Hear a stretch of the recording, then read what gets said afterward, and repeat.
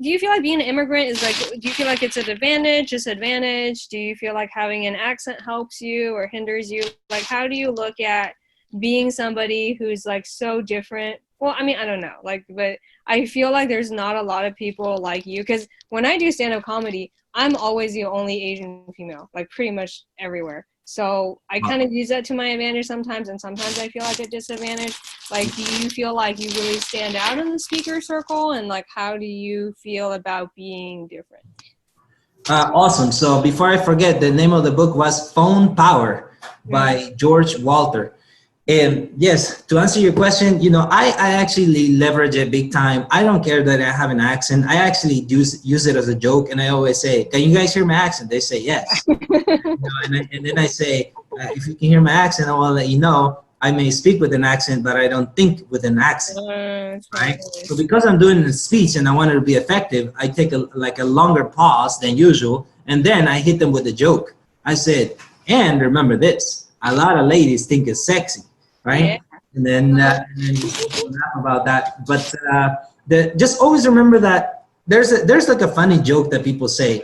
They say, what do you call a person who speaks 3 languages? Oh, trilingual. What do you call a person who speaks 4 languages? Polylingual. What do you call a person who speaks 2 languages? Bilingual. And then they say, what do you call a person who speaks only 1 language? American. And I was like, wait a minute. It kind of like makes, right? Person may speak with an accent, but it just means they speak another language that you don't. That's great. I love that mindset. So what advice would you give to people who are dealing with English as a second language learners? Like, would you have any tips and advice for like teachers and maybe customers who work with immigrants? What would be your advice? Yes, my advice would be to those that work with people who are learning English right now would be definitely emphasize the importance of consuming only English language, because this is their priority. Like, they most see it as their priority. They may go subconsciously through their daily life still speaking their native language, because it definitely comes as a habit, right? Like, right. I'm one who would usually do that, but now I only speak English with my wife, and she's Mexican and I'm Guatemalan, and we both speak Spanish perfectly, right? But I would say, like, be patient with the English learner, because we definitely you know, a lot of people learn at different pace. And so, you know, the patient factor comes in. Not only is going to be good for the student, but it's going to be good for the teacher to be patient.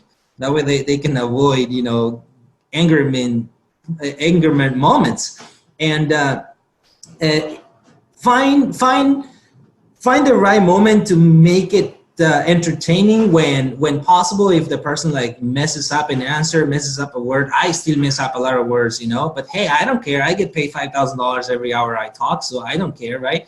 But always and even share with them this audio if you're listening to this, because the English learner will get inspired. Be like, oh, I can totally listen to this guy's accent. I probably speak even better English than him, and yet he's doing all these things, traveling everywhere.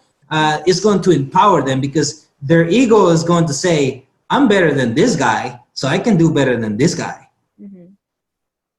Yeah, I love that.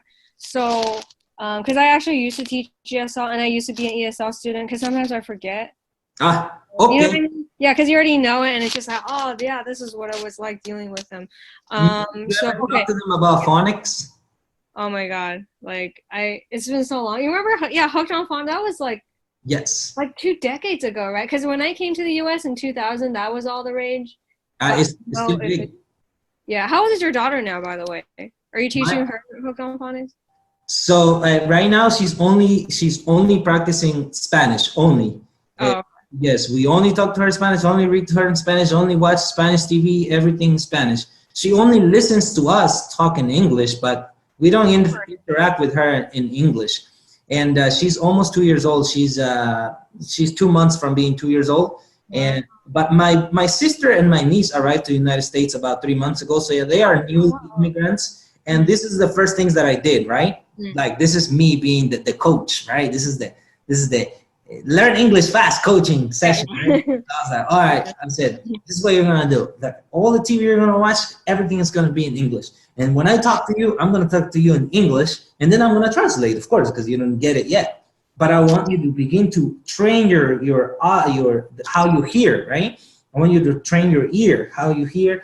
And I said, you speak, even if you don't say it right, you butcher it, it doesn't matter. You're gonna learn. Look at me. I'm your brother. We come from the same family. If I learn fast, you're gonna learn fast. Yeah. And Yeah. so, and then it's same thing for the audio. So I bought a program called Pimsleur Approach, which is audio only English speaking program. It does not teach you to read. It does not teach you to write. So I bought that one for them, and then I also I told them to download the Hooked on Phonics app. I don't know if they even downloaded it, but that was me. Like, and then everywhere I take them, I have them try to order stuff. I say, all right, you're gonna get the gas for me. Just tell them, please put 20 on number 5, right? And so I repeat it to my sister many times until she goes and get the gas for me so that I can put it in my car. When we go to the store, the same thing. This is what I want. Or, where can I find the sugar? You know, that's what I do. But of course, not everybody gets that time like I do to feed their family at all times. Because the way I work is like I only go out of my house maybe once a week. And then I come home and I'm